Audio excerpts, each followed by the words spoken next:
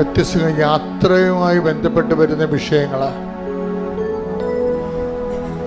യാത്രാരേഖയുമായി ബന്ധപ്പെട്ട് വരുന്ന വിഷയങ്ങൾ, കോടതി കേസുകൾ, അതിർത്തി തർക്കങ്ങൾ, ആഭിചാര ഭയങ്ങൾ, വൈവാഹിക തടസ്സങ്ങൾ, മക്കളില്ലാത്ത അവസ്ഥകൾ, മാറാത്ത രോഗങ്ങൾ, കുഞ്ഞുങ്ങളുടെ പലതരത്തിലുള്ള രോഗങ്ങൾ, ഇങ്ങനെ എല്ലാ മേഖലകളിലും കളഞ്ഞുപോയ വസ്തുക്കൾ, ചതിക്കപ്പെട്ട് വഞ്ചിക്കപ്പെട്ട് അന്യൻ്റെ കയ്യിലാക്കി അന്യാധീനപ്പെട്ടു പോയ സ്വത്തുക്കൾ, ഇങ്ങനെ ഓരോ മേഖലകളിലും വിഷമം അനുഭവിക്കുന്നവർ ഇടിമുഴക്കം പരിശോധിക്കട്ടെ. കർത്താവ് നിന്റെ വിശുദ്ധ പൗരോഹിത്യത്തെ മഹത്വപ്പെടുത്തണമേ. കർത്താവ് സഭയിലുള്ള സാന്നിധ്യം പ്രകടമാക്കണമേ.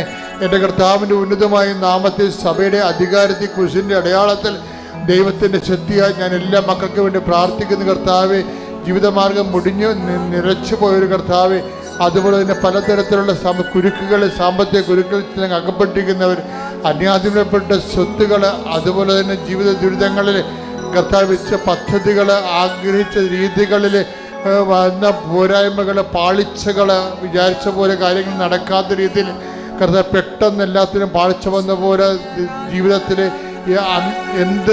എന്ത് ചെയ്യണമെന്നറിയാൻ പാടാതെ അന്തം വിട്ട് നിൽക്കുന്നവരുടെ മേൽ കർത്താവിൻ്റെ കരുണ ചൊരിയുകയും ഈ ഒറ്റ പ്രാർത്ഥന കൊണ്ട് ദൈവത്തിൻ്റെ കരുണ അവർ ആവശ്യിക്കാൻ സാക്ഷ്യം പറയാൻ അവരെ പ്രാപ്തരാക്കുകയും ചെയ്യുമാറാവട്ടെ. സ്തുതിക്കട്ടെ.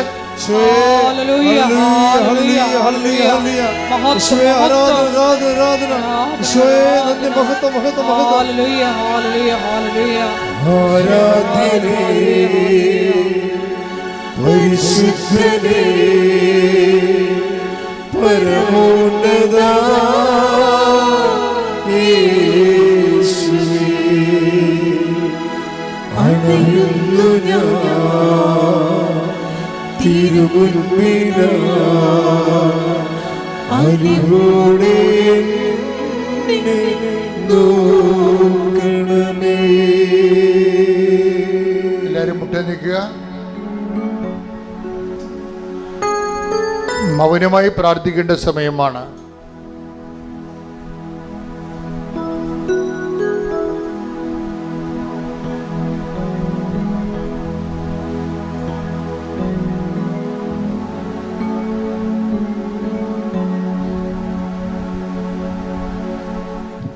ഒരിക്കൽ കൂടി മരിയൻ ഉടമ്പടിയിൽ സമർപ്പിച്ചിരിക്കുന്ന എല്ലാ വിഷയങ്ങളും ദേവമാതാവിൻ്റെ മധ്യസ്ഥയിൽ ദിവ്യകാരുണ്യ സന്നിധിയിൽ സമർപ്പിച്ച് നമുക്കൊരു നിമിഷം മൗനമായിട്ട് പ്രാർത്ഥിക്കാം. ഈശോയെ പുനരുദ്ധാനത്തിന് സാക്ഷ്യം വഹിച്ചുകൊണ്ട് ക്രിസ്തുവിനോടുകൂടി ഉയർപ്പിക്കപ്പെട്ടെങ്കിൽ അവിടുത്തെ വലതുവശത്ത് ഉപവിഷ്ടനായിരിക്കുന്ന പിതാവായ ദൈവത്തിൻ്റെ ഉന്നതത്തിലെ കാര്യങ്ങൾ അന്വേഷിക്കുവാൻ ഈ ആരാധനയിലൂടെ ഞങ്ങൾക്ക് പ്രത്യേക അഭിഷേകം നൽകണമേ എന്ന് നമുക്കൊരു നിമിഷം പ്രാർത്ഥിക്കാം. തീവ്ര വേദനയുടെ സമയത്ത് ഗത്സമനേരിൽ ഈശോ കൂടുതൽ തീക്ഷ്ണമായി പ്രാർത്ഥിച്ചതുപോലെ ഈശോയെ ഞങ്ങളുടെ ജീവിതത്തിൻ്റെ ക്ലേശകാലങ്ങളിലും കൂടുതൽ തീക്ഷ്ണമായി പ്രേക്ഷിത കാരുണ്യ പ്രവർത്തനങ്ങൾ ചെയ്ത് കൃപയിൽ നിന്നുകൊണ്ട് ദൈവശക്തി കരയേറ്റുവാൻ ഈ ആരാധനയിലൂടെ ഞങ്ങൾക്ക് അധിക അഭിഷേകം നൽകണമേ എന്ന് പ്രാർത്ഥിച്ചുകൊണ്ട് ശിരസ് നമിച്ച് നമുക്ക് ദിവ്യകാരുണ്യനാഥൻ്റെ ആശീർവാദം സ്വീകരിക്കാം.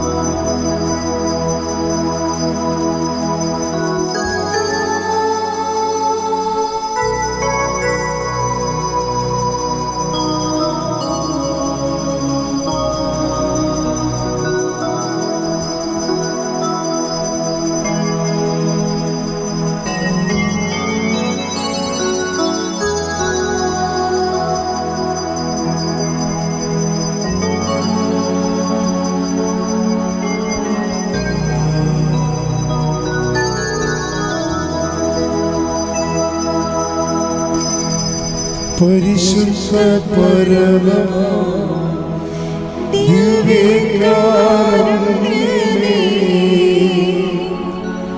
എന്നുമെന്നും അങ്ങേക്കാരാധന. പരിശുദ്ധ പരമമാ ദിവ്യകാരുണ്യമേ, എന്നുമെന്നും അങ്ങേക്കാരാധന. പരിശുദ്ധ പരമമാ ദിവ്യകാരുണ്യമേ, എന്നുമെന്നും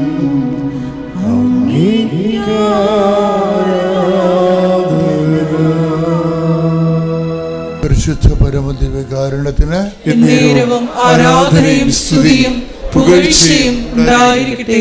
പരിശുദ്ധ പരമദിവ്യകാരുണ്യത്തിന് എന്നേരവും ആരാധനയും സ്തുതിയും പുകഴ്ചയും ഉണ്ടായിരിക്കട്ടെ. പരിശുദ്ധ പരമദിവ്യകാരുണ്യത്തിന് എന്നേരവും ആരാധനയും സ്തുതിയും പുകഴ്ചയും ഉണ്ടായിരിക്കട്ടെ. ഒരു നിമിഷം അവനുമായി കർത്താവിൻ്റെ തിരുസന്നിധിയിൽ അവിടുത്തെ സാന്നിധ്യത്തിലാണ് നമ്മൾ എന്ന ബോധത്തോടുകൂടി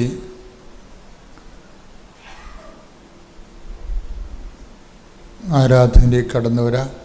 ശരിക്കും നമ്മൾ ആരാധനയ്ക്ക് വരുമ്പോൾ ഉടമ്പടിയോടുകൂടി നമ്മുടെ ആരാധനാ ജീവിതം തന്നെ അങ്ങോട്ട് മാറ്റിമറിക്കപ്പെടുകയാണ് ചെയ്യണത്. കഴിഞ്ഞ ദിവസങ്ങളിൽ തലവരപ്പറമ്പിൽ നിന്ന് ജെയ്മി എന്നും പറഞ്ഞൊരു മോള് സാക്ഷ്യം പറഞ്ഞു. അവർ ലേണഡിൽ വുമണാണ്. അവരുടെ സാക്ഷ്യങ്ങൾ വളരെ ചിട്ടയായിട്ടും അഭിഷേകസ്നിഗ്ധമായിട്ടാണ് പറയണത്. അപ്പം അവർ പറഞ്ഞത്, ഞാൻ പണ്ട് കുർബാന അർപ്പിച്ചതുപോലെ അല്ല ഇപ്പോൾ കുർബാന അർപ്പിക്കുന്നത്. കാര്യം എന്താണ്? ഉടമ്പടിയിലായി കഴിഞ്ഞപ്പോൾ അവർക്ക് ദൈവമായിട്ട് ഒരു ബന്ധത്തിലായി, സുനിശ്ചിതമായ കൃത്യമായ തുളുമ്പാത്ത ഒരു ബന്ധമായി. അപ്പോഴെന്താ മനുഷ്യരുണ്ടാകുന്നത്? മനുഷ്യർക്ക് ആത്മവിശ്വാസം വർദ്ധിക്കും.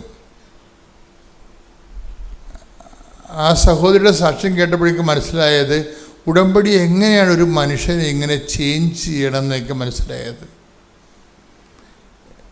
അപ്പോൾ എനിക്ക് എൻ്റെ മനസ്സിലുണ്ടായിരുന്നൊരു വിഷമമെന്ന് പറയണത്, എല്ലാവർക്കും ഇത് സാധിക്കും, പക്ഷെ ചിലർ ആ വിഷയത്തിൽ മാത്രമാണ് അടിസ്ഥാനപ്പെടുന്നത്. ഉടമ്പടിക്ക് രണ്ട് അനുഭവ തലങ്ങളുണ്ട്. ഒന്ന്, നമുക്ക് വിഷയത്തിൽ അടിസ്ഥാനപ്പെടുത്തിക്കൊണ്ട് മുന്നോട്ട് പോകാൻ പറ്റും. നമ്മൾ ഉടമ്പടി നിയോഗം വെച്ചിരിക്കുന്ന വിഷയങ്ങളെ മാത്രം അടിസ്ഥാനപ്പെടുത്തിക്കൊണ്ട് നമുക്ക് മുന്നോട്ട് പോകാൻ പറ്റും. അതിൻ്റെ ഗ്രോത്തുകളെ, അത് നടക്കണുണ്ടോ, എന്തുമാത്രം സ്ലോയാണ് സ്പീഡാണെന്നൊക്കെ പരിശോധിച്ചുകൊണ്ട് ആ നിയോഗങ്ങളെ നിബദ്ധമായിട്ട് നമുക്ക് മുന്നോട്ട് പോകാൻ പറ്റും. അപ്പോൾ വരുന്നൊരു വിഷയം നമ്മുടെ വിഷയബന്ധിയായിട്ട് മാറും. അപ്പോൾ കുറച്ച് കഴിയുമ്പോൾ ദൈവവും നമ്മളുമായിട്ടുള്ള ബന്ധം ഒരു ഡ്രൈ റിലേഷനായി പോകും. ദൈവം നമ്മളുമായിട്ടുള്ള ഒരു ബയോളജിക്കൽ റിലേഷനുണ്ട്. എന്നുവെച്ചാൽ വളരെ ജൈവപരമായ ഒരു ബന്ധം. അത് വന്നാൽ നമ്മൾ വിചാരിക്കുന്ന രീതിയിലല്ല ഈ സംഭവം പോകാൻ പോണത്. എനിക്കിപ്പോഴും മനസ്സിലാക്കുന്ന ഉടമ്പടിയുടെ ഒരു 10% സാധ്യതകൾ മാത്രമേ ഇപ്പോഴും സാക്ഷ്യം പറഞ്ഞ് ആൾക്കാർക്ക് അനുഭവിക്കാൻ ഇടയായിട്ടുള്ളതെന്നുള്ളതാണ്. ഉടമ്പടിയുടെ ഒരു 10% സാധ്യതകൾ മാത്രമേ മനുഷ്യൻ ഇപ്പോഴും സാച്ചുറേറ്റ് ചെയ്തിട്ടുള്ളത്, സാക്ഷാത്കരിച്ചിട്ടുള്ളത്. എന്ന് വെച്ചാൽ ഇതിൻ്റെ കാരണം, ഇതിൽ ഇൻവെസ്റ്റ് ചെയ്യുന്ന വ്യക്തികളുടെ ആത്മീയ നിലവാരം അനുസരിച്ച് കൊണ്ടാണ് ഈ ഉടമ്പടിയുടെ ദൈവാനുഭവ സാധ്യത എന്ന് പറയുന്നത്. അപ്പം ആരെങ്കിലും തുനിഞ്ഞു കെട്ടി എൻ്റെ വിഷയത്തെക്കാൾ വലുത് എനിക്കെൻ്റെ ദൈവമാണെന്ന് ചിന്തിച്ചാൽ 50% പ്രീമിയമായിട്ടാണ് ഈ സാധനം ഡെവലപ്പ് ചെയ്ത് വരുന്നത്. എൻ്റെ വിഷയത്തെക്കാൾ വലുത് എനിക്കെൻ്റെ ദൈവമാണ് എന്ന് പറഞ്ഞു നോക്കിക്കേ. എന്റെ വിഷയത്തെക്കാൾ വലുത് എനിക്ക് എന്റെ ദൈവമാണ്. ദൈവമാണ് എൻ്റെ വിഷയം, ദൈവമാണ് എൻ്റെ വിഷയം. അങ്ങനെ വന്നു കഴിഞ്ഞാൽ അത് നിങ്ങൾക്ക് അച്ഛൻ പറഞ്ഞു തരുന്നതുകൊണ്ടല്ല, ആന്തരികമായിട്ടൊരു അഭിഷേക വിധി പ്രകാരം ബോധ്യത്തിലേക്ക് വന്നു കഴിഞ്ഞാൽ ഭയങ്കര ചേഞ്ച് വരും. ഇപ്പം കഴിഞ്ഞ ദിവസങ്ങളിൽ ഞാൻ ഒരു വൈദികൻ്റെ ടോക്ക് കേട്ട്. അങ്ങനെ സ്വാഭാവികമായിട്ട് റീൽസൊക്കെ നോക്കുമ്പോൾ കാണുന്നതാണ്. അപ്പോൾ വൈദികൻ്റെ ടോക്ക് എന്ന് പറഞ്ഞാൽ അദ്ദേഹം പറഞ്ഞു, എനിക്ക് ഭയങ്കര ഇച്ഛാഭംഗം വന്നിരുന്നു. വൈദികരുടെ പോലും ഗതികേട് ഇതാണല്ല എന്ന് ഓർത്തിട്ട്. എന്താ വെച്ച് കഴിഞ്ഞാൽ ഇദ്ദേഹം പറയണത്, ഇദ്ദേഹം കേരളത്തിൽ സ്വാധീനിക്കുന്ന ഒരു ധ്യാനഗുരുവാണ്, കരിസ്മാറ്റിക് ധ്യാനഗുരുവല്ല. അപ്പം അദ്ദേഹം പറയണത്, എനിക്ക് ഈ കരിസ്മാറ്റിക് മേഖലയോട് ഞാനൊരു റെസ്പെക്റ്റബിൾ ഡിസ്റ്റൻസ് കീപ്പ് ചെയ്യുന്ന ആളാണെന്ന്. കരിസ്മാറ്റിക് മേഖലയോട് ഞാനൊരു ബഹുമാനപൂർവമായ ഒരു അകലം കീപ്പ് ചെയ്യുന്ന ആളാണ്. അത് അദ്ദേഹം നല്ല ഭംഗിയുള്ള ഭാഷ ഉപയോഗിക്കുന്ന ആളാണ്. എന്നിട്ട് അതിന് കാരണം പറയണത്, ഈ രോഗസൗഖ്യത്തിൻ്റെ മേഖലയാണ് അങ്ങേർക്ക് ഡൗട്ടുള്ളത്. അപ്പോൾ അദ്ദേഹം ചോദിക്കേണ്ട ഒരു ചോദ്യമുണ്ട്. ഈ രോഗസൗഖ്യത്തിൻ്റെ മേഖലയിൽ ഒരു ഓട്ടിസം രോഗിയെ കൊണ്ടുവന്ന് സുഖപ്പെട്ടിട്ടുള്ള ഏതെങ്കിലും ചരിത്രമുണ്ടോ? അതാണ് ഇവിടെ ചോദിക്കുന്നത്. എന്ന് വെച്ച് കഴിഞ്ഞാൽ ചോദിക്കേണ്ട ചോദ്യം മനസ്സിലായില്ലേ? ഈ രോഗസൗഖ്യത്തിൻ്റെ ഈ ക്ലെയിമിൽ ഇപ്പോൾ കുറേ അധികം ക്ലെയിംസ് വരുന്നുണ്ടല്ലോ. അപ്പം അതിൽ ഓട്ടിസം രോഗി അല്ലെങ്കിൽ ഹൈപ്പർ ആക്ടിവിറ്റി രോഗികൾ സുഖപ്പെട്ട ഏതെങ്കിലും ചരിത്രമോ സാക്ഷ്യമോ ഉണ്ടോ എന്ന് ചോദിക്കും. അതിൻ്റെ അർത്ഥം എന്ന് പറഞ്ഞാൽ അതില്ലെങ്കിൽ മറ്റുള്ളതെല്ലാം കള്ളത്തരമാണെന്നാണ് അദ്ദേഹം ബ്രാൻഡ് ചെയ്യണത്. വളരെ തന്ത്രപൂർവ്വമാണ് അത് ആ സാധനം പ്ലേസ് ചെയ്തിരിക്കുന്നത്. അത് കേട്ട് സുഖിക്കുന്നവരുണ്ട്, ഒത്തിരി പേരുണ്ട്. അത് കേട്ട് അതാണ് സത്യമെന്ന് പറയുന്ന ഒത്തിരി പേരുണ്ട്. അപ്പോൾ സാത്താൻ വളരെ തന്ത്രപരമായിട്ടാണ് സഭയിൽ തന്നെ നുഴഞ്ഞു കയറിയതിന് ശേഷം ഇങ്ങനെയുള്ള ആൾക്കാരെ ഉപയോഗിക്കണമെന്ന് ചോദിച്ചു കഴിഞ്ഞാൽ സങ്കടം വരും ശരിക്കും പറഞ്ഞാൽ. അത് കഴിഞ്ഞപ്പോഴാണ് ജെയിനിയുടെ സാക്ഷ്യം വന്നത് ഇവിടെ. ഇത് ഞാൻ കേട്ട് ഇതിനൊരു മറുപടി കൊടുക്കണമല്ലോ എന്ന് വിചാരിച്ചുകൊണ്ടിരിക്കുന്ന സമയത്താണ് ജെയിനി വന്ന് സാക്ഷ്യം പറയണത്. അപ്പം ജെയിനി ഒരു യാക്കോബി ലേഡിയാണ്, പക്ഷെ നല്ല പാരമ്പര്യമുള്ള ചൈതന്യമുള്ള വിശ്വാസിയാണ്. അത് അവർ ഉടമ്പടി എടുക്കുന്നതിന് മുമ്പ് ഒരുവിധം ദൈവമായിട്ട് റിലേഷൻസ് ഉള്ള ആളാണ്. ഇപ്പോൾ എങ്കിലും ഉടമ്പടി എടുക്കാനുള്ള സാഹചര്യം അവർ പറയണത്, എനിക്കിത് അവരുടെ മകന് ഹൈപ്പർ ആക്ടിവിറ്റിയാണ്. ഹൈപ്പർ ആക്ടിവിറ്റി നിങ്ങൾക്ക് അറിയാമല്ലോ, ഓട്ടിസം പോലെയുള്ള തന്നെ സംഭവം. ഏതെങ്കിലും സ്കൂളിലൊക്കെ പോവുകയാണെങ്കിൽ അവൻ ഓടി നടക്കും, അവിടെ ഇവിടെയൊക്കെ കയറി നടക്കും, പിന്നെ പിള്ളേരെ ഉപദ്രവിക്കും. എപ്പോഴും അവന് സ്പെഷ്യൽ സ്കൂളിലേക്ക് അവനെ കൊണ്ടുപോകേണ്ടി വരും. എപ്പോഴും കംപ്ലൈൻറ്റ് വരും. നമുക്ക് തന്നെ ഇപ്പോൾ തന്നെ പിള്ളേരോട് അവരെ കണ്ടിട്ടില്ലേ, അവിടെ നിൽക്കത്തില്ല, അവർ ഓടി നടക്കും. അവർക്ക് എന്താണ് ചെയ്യണമെന്ന് അവർക്കൊരു പിടിയും കിട്ടത്തില്ല. അത് ഭയങ്കര സങ്കടകരമായ ഒരു ഓട്ടിസം രോഗി ഉണ്ടെങ്കിൽ ഒരു മാതാപിതാക്കന്മാർക്ക് പെട്ടെന്ന് വിശുദ്ധരാകാൻ പറ്റും. എനിക്കങ്ങനെയാണ് മനസ്സിലായത്. ഒരു ഓട്ടിസം രോഗി നമ്മുടെ വീട്ടിലുണ്ടെങ്കിൽ ആ മാതാപിതാക്കന്മാർക്ക് അല്പം ശ്രദ്ധിച്ചാൽ, ഇപ്പം ഇന്ന് 7-ാം തീയതി, ഇത് റെക്കോർഡ് ചെയ്യുന്ന ദിവസം 7-ാം തീയതി, ഇന്ന് കാർലോ അക്വിറ്റസിനെ പരിശുദ്ധ പിതാവ് ദിവ്യകാരുണ്യ മധ്യസ്ഥനായിട്ട് ഇന്ന് വിശുദ്ധനായിട്ട് പ്രഖ്യാപിക്കുന്ന ദിവസമാണ്. ഒന്ന് കൈയടിച്ച്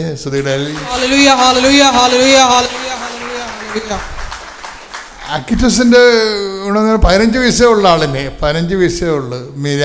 മിലാനെന്നാണ് മിലാനിലാണ് അദ്ദേഹം ജനിച്ചത്. അപ്പം ആ 15 വയസ്സുള്ള സമയത്ത് തന്നെ ആളിനെ നല്ല ആദ്യമേ തന്നെ ദിവ്യകാരുണ്യത്തോട് ഭയങ്കര ആഭിമുഖ്യമാണ്. ദിവ്യകാരുണ്യത്തോട് അപ്പം നമ്മൾ ഈ ദിവ്യകാരുണ്യത്തോട് പലതരത്തിലുള്ള ബന്ധങ്ങൾ നമുക്ക് സാധ്യമാണ്. വളരെ ഒരു ഫ്രണ്ട്ലി റിലേഷൻസ് സാധ്യമാണ്. പിന്നെ ഒരു അദമ്യമായ അഭിഷേക ദൈവോന്മുഖ മിസ്റ്റേരിയം ട്രാൻഷൻ എന്ന് പറഞ്ഞ ദൈവത്തിനടുത്ത ഭയം തോന്നിപ്പിക്കുന്ന റിലേഷൻസ് നമുക്ക് സാധ്യമാണ്. അതുപോലെ തന്നെ വളരെ അഭിഷേകസിദ്ധമായിട്ടൊരു ആരാധനാപൂർവമായ സാക്ഷ്യവും ഒരു ലവ് ദൈവസ്നേഹത്തിൻ്റെ തന്നെ ഏറ്റവും സ്പർശ്യമായ ഒരു മൗന മനനധ്യാനത്തിനും കണ്ടംപ്ലേഷനും ഒക്കെ ദിവ്യകാരുണ്യം വല്ലാത്ത സാധ്യതകളാണ് ആരാധന ലോകത്തുണ്ടാക്കിയത്. അപ്പോൾ ആക്വിറ്റസിന് ഈ ആരാധനയോട് ഭയങ്കര കമ്പമാണ് ദിവ്യകാരുണ്യം. ആക്വിറ്റസിൻ്റെ ഹോബി എന്ന് പറഞ്ഞതെന്ന് വെച്ച് കഴിഞ്ഞാൽ കമ്പ്യൂട്ടർ ഒരു വെബ്സൈറ്റ് ഉണ്ടാക്കി വെച്ചിട്ടുണ്ട്. തന്നെത്താൻ ഉണ്ടാക്കിയതാണ്. കമ്പ്യൂട്ടർ വെബ്സൈറ്റ് ഉണ്ടാക്കിയിട്ട് അതുകൊണ്ടാണ് ഫ്രാൻസിസ് മാർപ്പാപ്പ ആക്വിറ്റസിനെ വാഴ്ത്തപ്പെട്ടവനായിട്ട് പ്രഖ്യാപിച്ചു കഴിഞ്ഞപ്പോഴും ഫ്രാൻസിസ് മാർപ്പാപ്പ പറഞ്ഞെന്താണെന്നറിയാമോ? നമ്മുടെ ഇൻ്റർനെറ്റിൻ്റെ വിശുദ്ധനാണെന്നാണ്. കൈയടിക്കടെ. ഒരു കാലം ചേഞ്ച് ചെയ്തപ്പോൾ നമുക്ക് നല്ല വിശുദ്ധന്മാരെ കൂടി കിട്ടുകയാണ്. ആ കാലത്തിന് പറ്റിയ വിശുദ്ധന്മാരെ കിട്ടിയിരിക്കുകയാണ്. അപ്പോൾ എന്താണ് വിഷയം വെച്ചാൽ അക്വിറ്റസ് എപ്പോഴും ദിവ്യകാരുണ്യത്തെക്കുറിച്ച് തന്നെ ചിന്തിക്കും, എപ്പോഴും ആലോചിക്കും. എന്നിട്ട് ദിവ്യകാരുണ്യത്തിൽ നടന്നിട്ടുള്ള അത്ഭുതങ്ങളെല്ലാം കളക്ട് ചെയ്യും. എൻ്റെ പേര് ജോസ്ഫീന. ഞാൻ കോയമ്പത്തൂരിലിരുന്നാണ് വരുന്നത്. എൻ്റെ ഭർത്താവിൻ്റെയും അച്ഛൻ്റെയും അമ്മയുടെയും ഭർത്താവിൻ്റെയും വീടാണ് ആലപ്പുഴയിലുള്ളത്. ഞാൻ ജോലി സഹിതം കോയമ്പത്തൂരിലാണ് ഞങ്ങൾ സെറ്റിലായിരിക്കുന്നത്. ഞാൻ ആദ്യമായിട്ട് കൃപാസനത്തിൽ വരുന്നത് 2019 ജൂലൈ 12 അന്ന് ഞാൻ ഉടമ്പടിയൊന്നും എടുത്തില്ല. വന്ന് മാതാവിൻ്റെ അടുത്ത് പ്രാർത്ഥിച്ചിട്ട് തിരിച്ചു പോവുകയാണ് ചെയ്തത്. പിന്നെ ഞാൻ നവംബർ 22 2022 ഒരു സാക്ഷ്യം കേൾക്കാൻ ഇടയായി. യൂട്യൂബിൽ കൂടി ഒരു ചേട്ടൻ കേസിൻ്റെ കാര്യത്തിന് സാക്ഷ്യം പറഞ്ഞു, കോഴിക്കോടിലത്തെ ചേട്ടൻ. അപ്പോൾ സാക്ഷ്യത്തിൽ ചേട്ടന് വിജയം വരികയും അതുപോലെ സംസാരിക്കുകയൊക്കെ ചെയ്തപ്പോൾ ഞാൻ അപ്പം തന്നെ പ്രാർത്ഥിച്ചു. എനിക്ക് ഒരു കേസിൻ്റെ കാര്യം ഉണ്ടായിരുന്നു. അപ്പോൾ അതിന് വേണ്ടിയിട്ട് ഞാൻ അപ്പം തന്നെ പ്രാർത്ഥിച്ചു. എനിക്കതിനൊരു നല്ലൊരു തീരുമാനം വരണം മാതാവേ എന്ന് പ്രാർത്ഥിച്ച് 2 ദിവസം കഴിഞ്ഞപ്പോൾ, അതായത് കേസിൻ്റെ കാര്യം എന്താണെന്ന് വെച്ചാൽ ഞങ്ങൾ 2014 എൻ്റെ ഭർത്താവ് ബിസിനസ് കാര്യത്തിന് വേണ്ടിയിട്ട് ഒരാളുടെ അടുത്തിരുന്ന് 1,50,000 രൂപ കടമായിട്ട് മേടിച്ചിരുന്നു. മാസം 15,000 രൂപ വെച്ച് കൊടുക്കാം, 15 മാസം കൊടുക്കാമെന്നുള്ള രീതിയിലാണ് മേടിച്ചിരുന്നത്. എന്നിട്ട് നമ്മൾ 9 മാസം അത് ക്യാഷായിട്ടാണ് കൊടുത്തത്. അതിന് യാതൊരു തെളിവും ഇല്ലായിരുന്നു നമ്മുടെ കയ്യിൽ. 9 മാസം കൊടുത്തു കഴിഞ്ഞപ്പോൾ പിന്നീട് ബിസിനസ് നമുക്ക് തകരാറിലായി കഴിഞ്ഞപ്പോൾ പൈസ കൊടുക്കാൻ പറ്റിയില്ല. കൊടുക്കാൻ പറ്റാതെ വന്നപ്പോൾ അവർ കേസിട്ട് കീഴ്ക്കോടതിയിൽ വന്ന് എനിക്ക് വിധി വന്നത്, എൻ്റെ അടുത്ത് പൈസ കൊടുത്തതിന് യാതൊരു പ്രൂഫും ഇല്ലാത്തതുകൊണ്ട് 1.5 ലക്ഷം രൂപയും 6 മാസ തടവുമാണ് കേസിൻ്റെ വിധി വന്നത്. അപ്പം ഞാൻ തളർന്ന് പിന്നെ ഡിസ്ട്രിക്ട് കോർട്ടിൽ അപ്ലൈ ചെയ്ത് കഴിഞ്ഞപ്പോൾ അവിടെയും ഈ വിധി തന്നെ വന്നു. 8 വർഷമായിട്ട് ഈ കേസ് നടക്കുകയായിരുന്നു. 2021 ഡിസ്ട്രിക്ട് കോർട്ടിൽ വിധി വന്നു കഴിഞ്ഞപ്പോൾ ഞാൻ അതിനെ ഹൈക്കോർട്ടിലോട്ട് മാറ്റി അപ്പീൽ ചെയ്തെങ്കിലും അവിടെ എനിക്ക് ഇതുപോലെ തന്നെ വിധി വരും എന്നുള്ളതായിരുന്നു. അപ്പോൾ ഈ കടം കൊടുത്തവരുടെ അടുത്ത് നേരിട്ട് പോയി ഞങ്ങൾ സംസാരിച്ചു. കാര്യം എനിക്ക് 2 ലക്ഷം രൂപ വേണമെങ്കിലും ഞങ്ങൾ തരാം, ഈ കേസിലിരുന്ന് ഒന്ന് പിൻവലിക്കണം. കാര്യം എനിക്ക് തടവ് ശിക്ഷ ഒന്ന് മാറിക്കിട്ടണം എന്നുള്ളത് മാത്രമേ ഉണ്ടായിരുന്നുള്ളൂ. കാര്യം ഓരോ മാസവും 1-ാം തീയതി ആകുമ്പോൾ കോർട്ടിൽ പോയിട്ട് ഞാൻ ഒപ്പുവയ്ക്കണം. അത് എനിക്ക് മനസ്സാകെ തളർന്ന് ഞാനിനി എന്ത് ചെയ്യുമെന്ന് വിചാരിച്ചിരുന്ന സമയത്താണ് ഞാൻ ഈ പ്രാർത്ഥിച്ച 2 ദിവസം കഴിഞ്ഞ് ഞാൻ 22-ാം തീയതി പ്രാർത്ഥിക്കുന്നു. 25-ാം തീയതി ഹൈക്കോർട്ടിലിരുന്ന് വക്കീൽ വിളിച്ചേച്ചും പറയുകയാണ്, നിങ്ങൾ 1-ാം തീയതി കേസിൻ്റെ ഹിയറിംഗ് വരികയാണ് കോർട്ടിലോട്ട് വരാനായിട്ട്.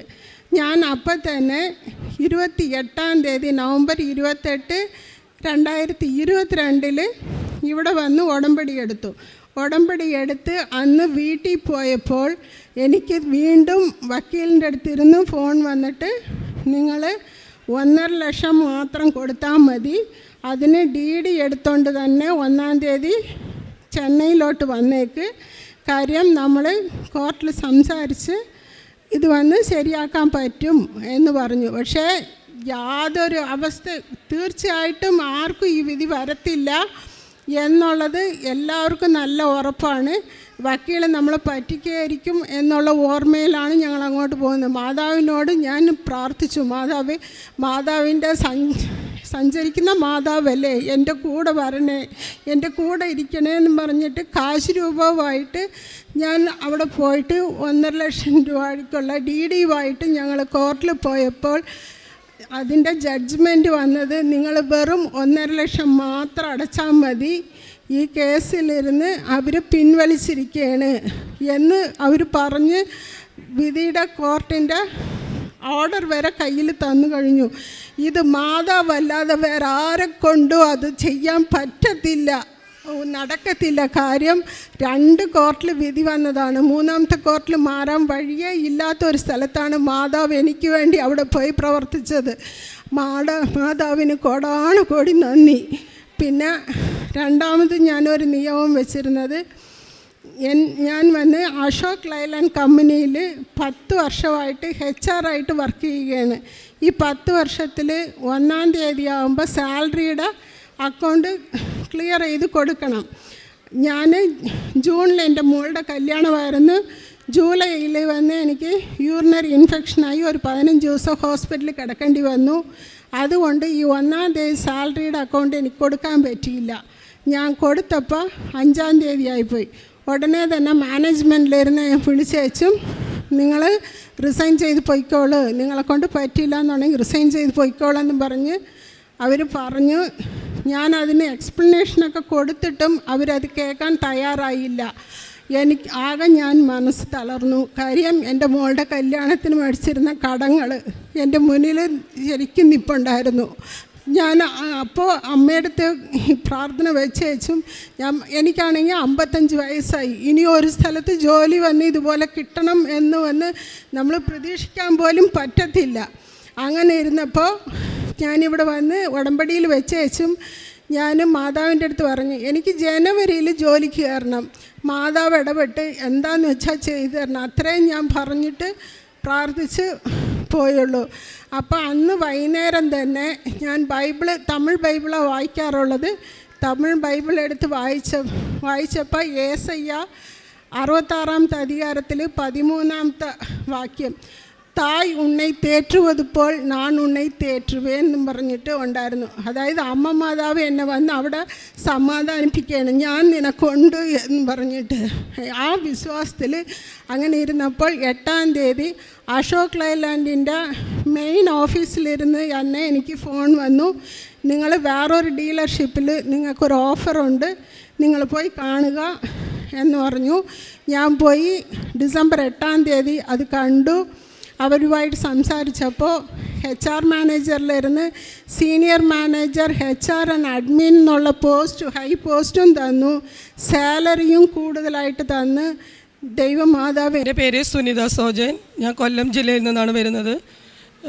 ഇവിടെ 2019-ലാണ് ഞാൻ ഉടമ്പടി എടുത്തത്. പിന്നെ കൊറോണയ്ക്ക് ശേഷം എനിക്കത് കണ്ടിന്യൂ ചെയ്യാൻ പറ്റിയില്ലായിരുന്നു. പിന്നെ 2022-ലാണ് ഞാൻ അവിടെ വന്ന് വീണ്ടും ഉടമ്പടി പുതുക്കിയത്. അതിൽ ഉടമ്പടിയിൽ ഞാൻ 6 നിയോഗം വെച്ചിട്ടുണ്ടായിരുന്നു.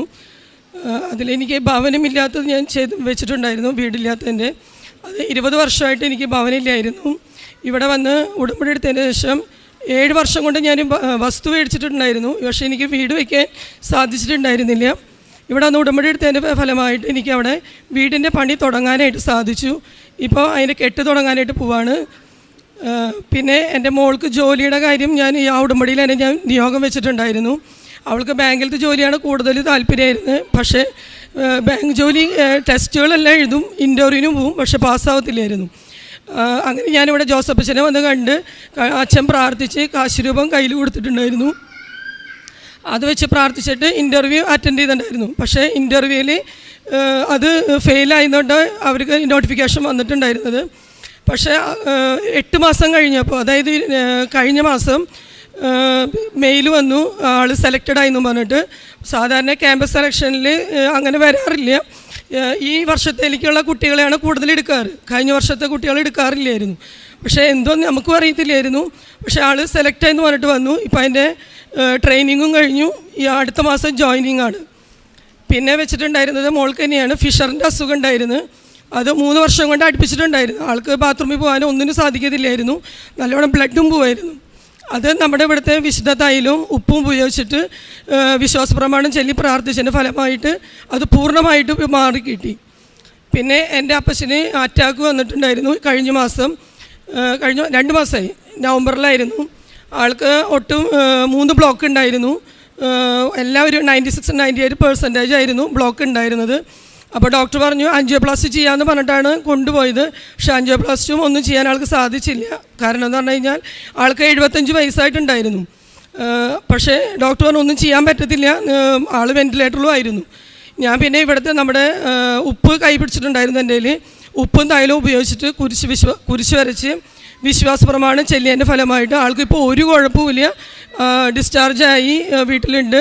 ആളിപ്പോൾ സുഖമായിട്ട് ആദ്യത്തേക്ക് കൂടുതലായിട്ട് ഇപ്പോൾ നടക്കാനായാലും പണിയെടുക്കാനായാലും എല്ലാം കൂടുതൽ ആളിപ്പോൾ ചെയ്യുന്നുണ്ട്.